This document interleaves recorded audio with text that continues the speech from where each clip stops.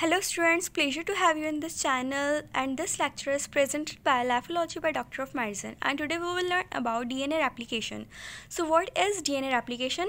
The process of cell synthesis of DNA molecule is called DNA replication.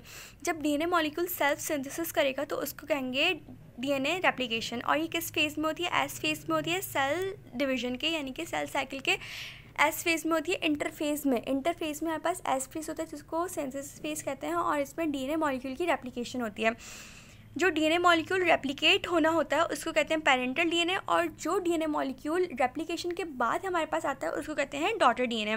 जब parental DNA molecule after replication give rise to daughter DNA molecule, parental DNA molecule की जब replication हो जाती है तो वो क्या करता है, दो डॉटर डीएनए मॉलिक्यूल बना लेता है। यानी कि एक पैरेंटल मॉलिक्यूल रेप्लिकेशन के बाद दो डॉटर डीएनए मॉलिक्यूल बना लेता है। जैसे आप इस डायग्राम में भी देख रहे हैं कि एक पैरेंटल डीएनए मॉलिक्यूल के, और जब इसकी रेप्लिकेशन हुई तो इसने क्या बना लिया, दो डॉटर डीएनए मॉलिक्यूल बना लिए। इसी तरीके से यहाँ पे भी एक पैरेंटल डीएनए मॉलिक्यूल है और इसने अपनी रेप्लिकेशन के बाद दो डॉटर डीएनए मॉलिक्यूल फॉर्म कर लिया।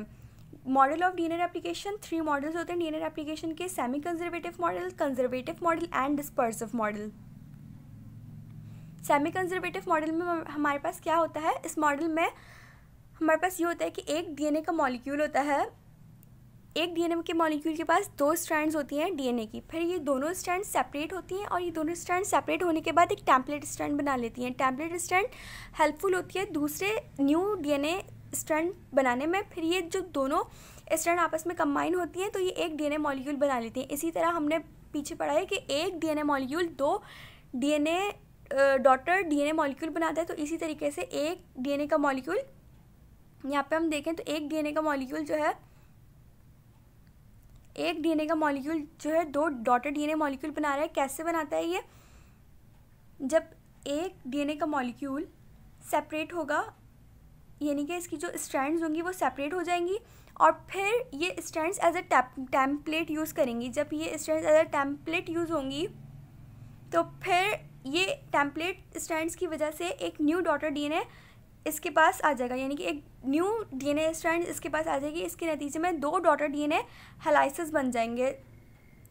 यानी कि इसका मतलब ये हुआ कि एक पैरेंटल डीएनए से हमारे पास दो डॉटर डीएनए मॉलिक्यूल बन जाता है।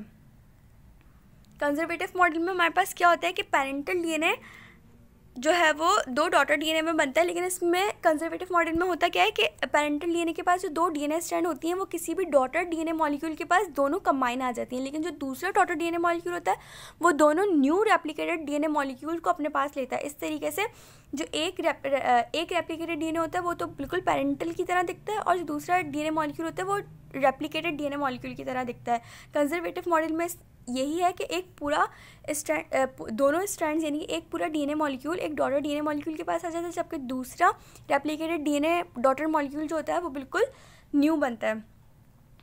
डिस्पर्सिव मॉडल में हमारे पास क्या होता है, डिस्पर्सिव मॉडल में हमारे पास जो एक डीएनए मॉलिक्यूल होता है वो सेपरेट हो जाता है, यानी कि ब्रेक डाउन हो जाता है न्यूक्लियोटाइड्स में। न्यूक्लियोटाइड्स में डिस्पर्स होने के बाद वो कंबाइन हो जाता है दूसरे न्यूक्लियोटाइड से, और फिर ये बना लेता है न्यू डॉटर डीएनए मॉलिक्यूल। यानी कि यहाँ पे देख रहे हैं एक डीएनए का मॉलिक्यूल है, इसके न्यूक्लियोटाइड्स सेपरेट हो गए और ये कंबाइन हो गए दूसरे न्यूक्लियोटाइड्स के साथ, और फिर इन तमाम न्यूक्लियोटाइड्स ने कंबाइन होकर डीएनए स्ट्रैंड्स बनाए। डीएनए स्ट्रैंड्स आपस में कंबाइन होकर एक डीएनए मॉलिक्यूल बना लिया। ये होता है dispersive model. I hope you guys find this video very helpful.